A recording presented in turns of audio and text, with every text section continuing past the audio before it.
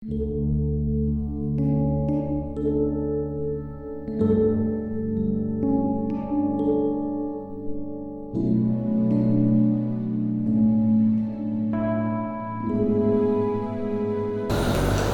pagi saudara yang dikasihi Tuhan. Kita jumpa pada hari Jumat tanggal 20 Agustus 2021. Pagi ini saya akan mengajak kita membaca dari Injil Lukas pasal 12 ayat 13 hingga ayat yang ke-21. Di situ perikopnya orang kaya yang bodoh. Seorang dari orang banyak itu berkata kepada Yesus, "Guru, katakanlah kepada saudaraku supaya ia berbagi warisan dengan aku."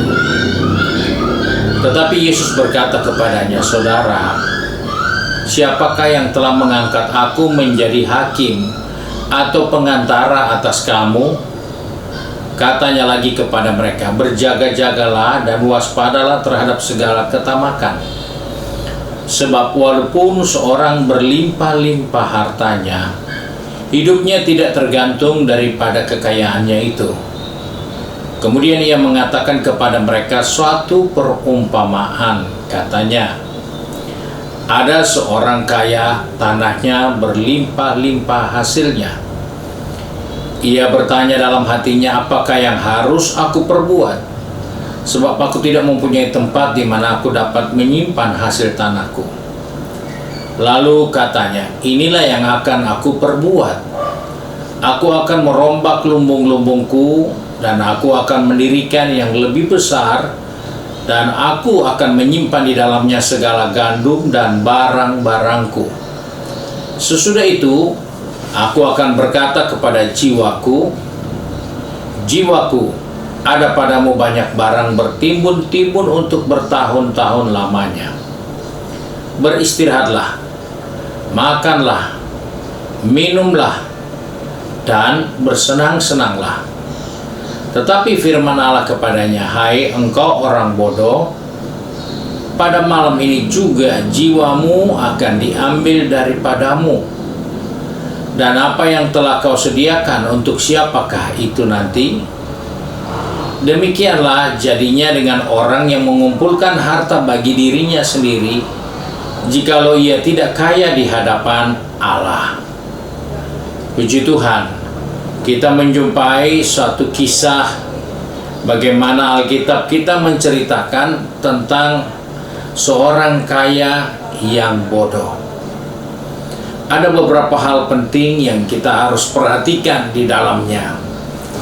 Yang pertama, secara jujur kita seringkali melihat orang yang kerjanya nggak jelas, orang yang kerjanya hanya asal-asalan, bahkan orang yang menghabiskan waktunya untuk menganggur, untuk tidak melakukan apa-apa di usianya yang begitu produktif. Kita akan berkata, orang ini bodoh. Dia tidak tahu tujuan hidup. Dia tidak mengerti kesempatan yang diberikan bagi dirinya. Kenapa hanya kerja yang begitu? Padahal dia bisa kerja yang lain yang mungkin lebih bagus, lebih banyak hasilnya, lebih menguntungkan. Atau dia bisa menggunakan waktu-waktu mudanya ini untuk produktif yang lebih bagus daripada nganggur. Itulah orang-orang yang hanya memikirkan dengan tujuan yang begitu pendek, yaitu hidup yang sementara ini. Hidup yang sementara ini sayang kalau dihabiskan hanya untuk perkara-perkara yang sementara. Hidup yang sementara ini jangan dibiarkan hanya untuk hal-hal yang merugikan kita sendiri. Kalau hidup yang sementara ini kita bisa olah dan menggunakan untuk hal-hal yang lebih baik ke depan, itu tentunya tidak akan berkata rugi, tapi kita bersyukur kita dikasih kesempatan hidup dan kita bisa meraih hasil yang luar biasa. Nah, ternyata demikianlah yang muncul dari pikiran orang kaya ini. Dia berpikir kalau dia sudah punya lumbung yang besar, dia pikir kalau dia sudah sukses, dia berpikir kalau dia sudah bisa berkata kepada jiwanya, bersukacitalah hai jiwaku, karena pada dirimu ada banyak harta yang berlimpah-limpah. Ternyata hari itu hari yang terakhir untuk dia. Dan Alkitab katakan, untuk siapa yang dia kerjakan itu? Tidak ada yang bisa nikmati. Dia pun tidak nikmati, karena dia menghabiskan waktunya hanya untuk yang sementara ini. Dia tidak tahu hidupnya hanya sementara. Dia sudah berusaha bekerja semaksimal mungkin mengumpulkan harta yang banyak, tetapi sayang, dia hanya hidup sementara. Dan sesudah itu dia nggak tahu dia kemana. Hartanya tentunya tidak bisa membawa dia ke sorga, karena orang pergi sorga tidak perlu bayar dengan uang. Orang ke sorga tidak perlu menyogok orang lain untuk bisa sampai ke surga. Tapi waktu yang dia gunakan selama dia hidup, jika dia pakai dengan bijaksana, walaupun hidupnya hanya sementara, tapi itu akan menjamin dia hidup yang kekal untuk selama-lamanya. Dari sinilah kita melihat bahwa penilaian kita seringkali lebih keras terhadap orang-orang yang lain, yang tidak bekerja, yang menghabiskan waktu di usia mudanya hanya untuk hal-hal sepele yang tidak penting. Tetapi seringkali kita juga tidak jauh berbeda dengan orang itu. Kita mengumpulkan, kita berusaha, dan kita mengabaikan waktu-waktu yang bisa membawa kita kepada kehidupan yang kekal, daripada hanya untuk menghabiskan waktu dengan memperjuangkan hal-hal yang sementara yang tidak bisa kita bawa di dalam kehidupan yang kekal nanti. Itulah hal yang tidak diperhatikan oleh orang kaya yang bodoh ini, karena dia hidup hanya untuk apa yang singkat.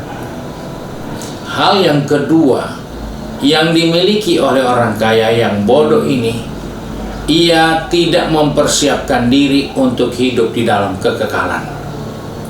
Dia hanya siap untuk hidup di dunia yang sementara ini. Dia tidak siap untuk masuk di dalam kehidupan yang kekal. Karena itu semua waktunya dihabiskan, semua tenaganya dihabiskan hanya untuk hidup yang sementara ini. Sedangkan ada hidup yang kekal yang kita lupakan. Bahkan orang berkata, wah, hidup di dunia itu enak kalau kita punya segalanya. Memang benar. Sebab itu Tuhan juga pun merencanakan orang yang hidup benar di dunia ini, satu saat dia akan juga menikmati keberhasilannya selama dia hidup benar di dunia ini. Dia akan nikmati selama 1000 tahun, dan 1000 tahun dengan kondisi yang damai, tidak ada perang. Saudara punya rumah di mana saja, saudara punya fasilitas apa saja, tidak akan ada yang mengganggu selama 1000 tahun. Itu adalah pernyataan Alkitab terhadap orang yang tidak terganggu hanya untuk hidup yang sementara ini. Sementara yang kita perjuangkan ini selalu terancam. Orang lain bisa mengambilnya, orang lain bisa menipu kita, orang lain bisa merugikan kita hanya untuk hal yang sementara. Sedangkan Tuhan menjanjikan, jika kita fokus kepada hal yang kekal, ada 1000 tahun kita hidup di dunia lagi untuk menikmati apa yang Allah izinkan kita bisa nikmati di dunia ini selama 1000 tahun, baru kita ke surga. Luar biasa, bukan? Sebab itu mari kita jadi orang percaya, jangan hanya tertegun dan hanya menghabiskan untuk waktu hidup ini kepada hal-hal yang sementara.